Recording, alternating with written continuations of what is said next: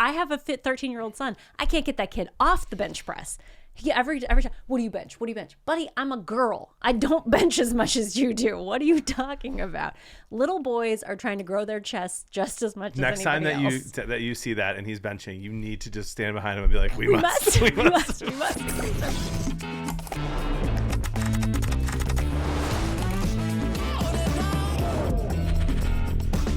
Welcome to another episode of Is This for Kids? I am Jonathan Beard of Blevins. I am Katie, Mrs. Ruby. And we have a banger of an episode today. I recently got feedback from some of our patrons that you need to stop screaming in the entrance. Oh, but it's way more fun. I know. Well, then somebody needs to lower your tone. You're saying two people said that? Yeah. Don't care. One of the two people. This is me not caring. Ah! I care. Edit that out, maybe. I have a question for you before we start talking about Are You There, God? It's Me, Margaret. Mm-hmm. What's the most uncomfortable movie you've ever seen? Like the where you felt the most uncomfortable watching it? 8 millimeter? 8 Mile, it's called. Millimeter. What's that about? It is, well, when I went to go see it with my stepdad, I thought it was just like a murder film, like a mystery thriller type thing, which they'd found a video of a girl being killed and they were going to try to solve the murder. I found out during the course of the movie that it was actually a snuff film that they found, which is a pornographic movie that ends in murder. And that was very uncomfortable to sit through. Yikes. Yeah, I was in high school. It was not great. Yeah. Okay, so mine, I have two. Yeah. Uncut Gems. I haven't seen it. I've heard good things. Adam Sandler, gambling addict. From start to finish, the entire purpose of the movie with the music and just the plot and everything, you're just like on edge the entire time. It is horrible. Like stressful. It's a good movie, but it's really, really stressful. Yeah. And then Are You There, God? It's Me, Margaret. Your being a boy is showing. I wish that we would have started this podcast a year earlier, so that I would have had to go to the theater to see this to see if I would have been the only guy there. I went to the theater to see this with my daughters, even though I saw it, again, it's streaming on Amazon Prime now. You can find it included in your Prime membership. But yeah, I think it was only girls in the theater when I went. Yeah, so we're going to talk about this uncomfortable, interesting, cringy film. But you're obsessed with the movie and the book, so yes. Why don't you give the audience some context. So if you are a woman or girl over the age of 35, you probably read the book as a kid. It was released in 1970, written by Judy Blume. The person in Wizard of Oz. That was Judy Garland. Oh, yeah. Well, I know. Close enough. Anyway, and it is a coming of age story for girls. So it's kind of, there's a lot of discussion. If you were ever in 5th through 7th grade and were a girl, you had this exact same relationship that the main character, Margaret, has with her 3 closest friends, the 4 of them together. And basically, Margaret has moved from New York City to New Jersey because her parents want her to grow up in a more wholesome environment rather than being in the city. And so she's switched schools. She's got new friends. They're going through all of the puberty things. She's starting to notice boys. Girlfriends are getting their periods. That's like a sign of whether or not you're a woman. So they're all excited about getting their periods. Is that a real thing? That is a real thing. Like every game of Truth or Dare from 5th to 7th grade is just asking who got their period. That's literally the whole thing. You just sit around and discuss it. It's weird in retrospect.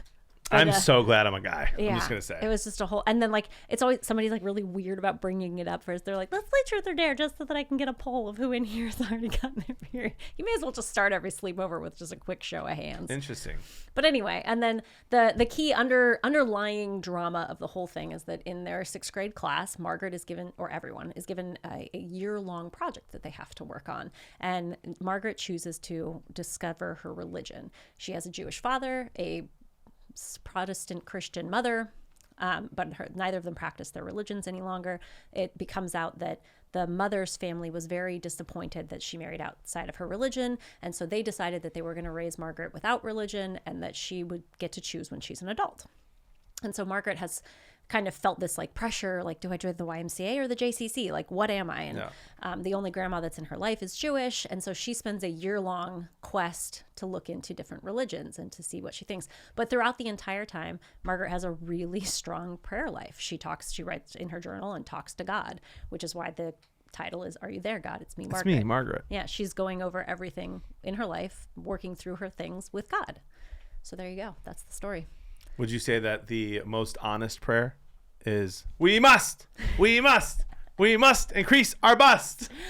That is that's so funny. I don't know any little girls who did that if they didn't read this book. Like, if you read this book, everybody did it. Like, as soon as they read the book, they're like, oh my gosh, that's a thing, let's go. Like, you just start doing this so that you work out your pectoralis major for the girls.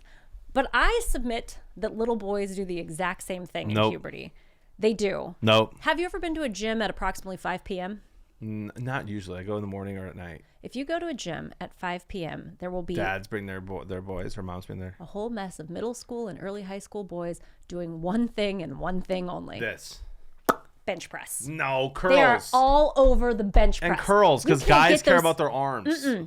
I have a fit 13-year-old son. I can't get that kid off the bench press. Every time, what do you bench? What do you bench? Buddy, I'm a girl. I don't bench as much as you do. What are you talking about? Little boys are trying to grow their chests just as much Next as time anybody else. that you see that and he's benching, you need to just stand behind him and be like, we must increase our bust. What would he do? I don't think he would know what that means, because nobody says bust anymore. Would he be like, you're annoying, or would he ignore you? No, he would be like, what are you doing? And try to hit me with something. That's really funny. Yeah. So you love the book. You love the movie. I was wildly uncomfortable. It was weird. And Jody was supposed to watch it with me. And Did she was not around. No, so she didn't. And so it was even weirder because I'm just sitting here alone watching it. It was one of those, I'm watching it like, this is not for me. It's not for guys. It's not for guys. But I do think it's good for dads to watch, because if you with have their no daughters. Idea, No. I maybe wouldn't. Because that would make your daughter uncomfortable. But like, it's good to kind of have a vibe of what's going on and what the girls are going through and what they're talking about, and just knowing those kinds of things, in the same way that it's, nice to know what your sons are thinking, which is just Mr. Beast fart. Mr. Beast fart. That's the mind of a 13-year-old boy. My 8-year-old and 7-year-old right now are just listening to the I'm a Banana song. I would like to sing for you. I'm gonna sing every single word in the entire song for you. I know this. So brace yourselves. Yeah. Are you ready? I'm a banana. I'm a banana. That's it. Over and over and over and over and over and over. I think it was like 2 years ago that we were on a constant repeat of Fishy on Me. Fishy on me, fishy on me. That's such a good song. That's there we are. Yeah, fishy on me. Anyway. Yeah. So what age do you think is appropriate for Are You There, God? It's Me, Margaret? And why is it 15? It's not 15. My goodness. First of all, a 15-year-old kid would find this obnoxious and boring. Right. No, I'm kidding. 15 is not the age that I put on there. I may have put 13 or 14 on here, but I think I'm changing my mind. Yeah, I would say like 9 or 10 years old. So Come on, I changed your mind from that. No, you didn't. Like, starting around 3rd grade is when I think that this would be an appropriate time, because here's the thing. I think it's a good idea to get out ahead of the period conversation. And I think you are just incredibly out of your depth for when that happens for girls, and it getting younger and younger as it goes. So having that conversation early is great, so that, your daughter doesn't think she's dying at some point. That's very important. That has to be one of the most horrific things. Did you see My Girl? Existence. Do you remember the movie My Girl with Macaulay Culkin? I wept in that movie. I know. There's a part where Veda, who is 10, gets her period and she thinks she's died. Dad, I'm hemorrhaging! And she runs out. And like, if you've not had that conversation, if you're waiting until they're 13, they're going to be like, oh, I'm dying. Okay, so my question though to you is, wouldn't you just you don't have to watch the movie to have that conversation? No, not at all. But it's fun and cute, and there's good conversations to be had about having friends and about the importance of God. Like, if God is a thing in your life, that part's this cool. is a good way to bring it up. And also, I know we're not talking about that. We're talking about the appropriateness for kids, but I have to tell you, what is the mom, Rachel McAdams, is amazing in this movie. She's fantastic. She's amazing in The Notebook as well. She's perfect. And Daveed Diggs is the teacher. He's perfect. Yeah. Like, I thought that they casted this movie so well, and I read the book a long time ago, and I'm usually like, the book is so much better, girl. Yeah. But this was so good. I thought it was fine. Yeah. I thought it was fine. Like, I probably will never watch it again. But if you don't love the book, you're not going to love the movie. And I didn't read the book, admittedly, even though I too wanted to increase my bust when I was a kid. What aren't you? So here's okay. So I talk about this a lot, but I'm starting to talk about it more because I'm thinking it's not just me. Mm-hmm. I think that humans are very, very influenced by the things that we listen to and watch in a bigger way than some people are willing to admit. Right. So like when I was 17, 18, 19 years old and I was going to go out and party, I wasn't listening to Christian music. I was listening to Lil Jon. Yeah. I was listening to songs where they're talking about going out and partying, and then it made me want to go do it.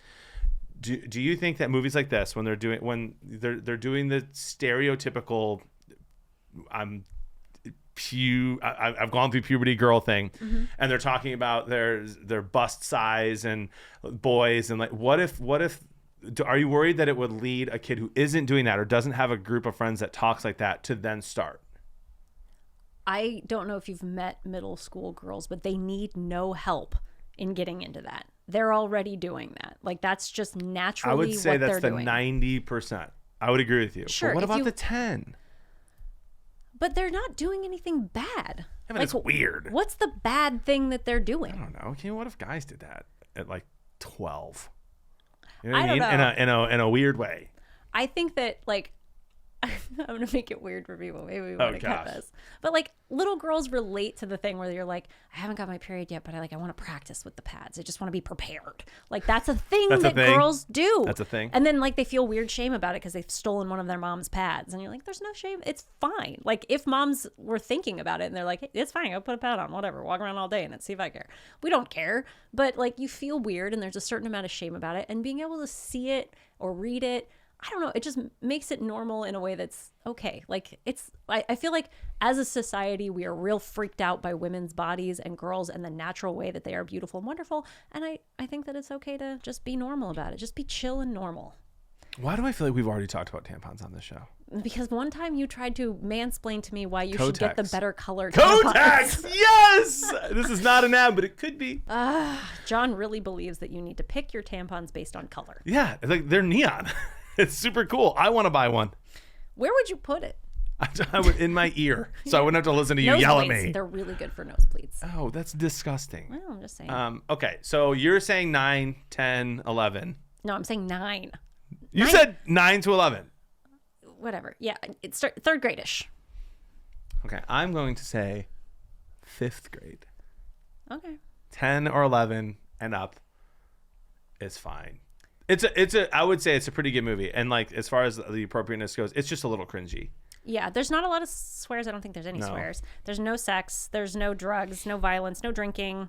And then if you're a person whose kid is interested in religion, it might be a thing to talk about. It's not an extremely religious movie, but she does go around and explore a bunch of different kinds of religions. So there you go. Do you know what it makes me think of? Yeah.